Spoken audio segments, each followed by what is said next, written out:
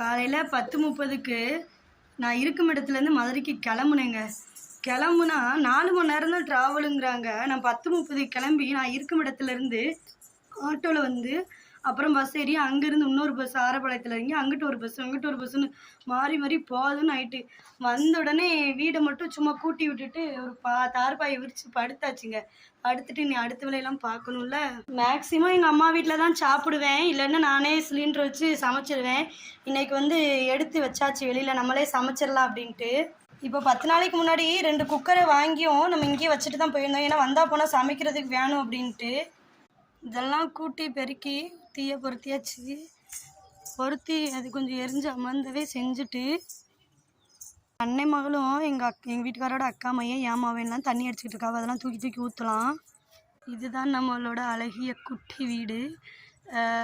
இது ஃபுல்லாக வந்து இடங்கள் தான் ஃபுல்லாக உடஞ்சி பாத்ரூம் போகிறது உடஞ்சி உள்ளே தொட்டி விழுந்துருச்சு போல். அதெல்லாம் மறைச்சி வச்சிடலாம்.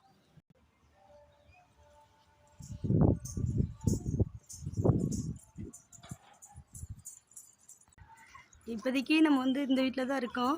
ஜூலை மாதம் வந்து நம்ம வீடு கட்ட ஆரம்பிக்க போகிறோம். இந்த நல்ல செய்தி வந்து உங்கள்கிட்ட சொல்லணும்னு ஆசை. ஜூலை மாதம் வந்து வீடு கட்ட போகிறோம், ஸ்டார்ட் பண்ண போகிறோம். அப்புறம் வந்துட்டு என்னங்க அந்தந்த வெள்ளம் இருந்துகிட்டே தான் இருக்கும். தண்ணி குழையில் தண்ணி அடித்து வச்சுருக்கு. அதனால் வந்துட்டு சீக்கிரத்தில் போட்டுருவோன்னு ஒரு நம்பிக்கை தான்.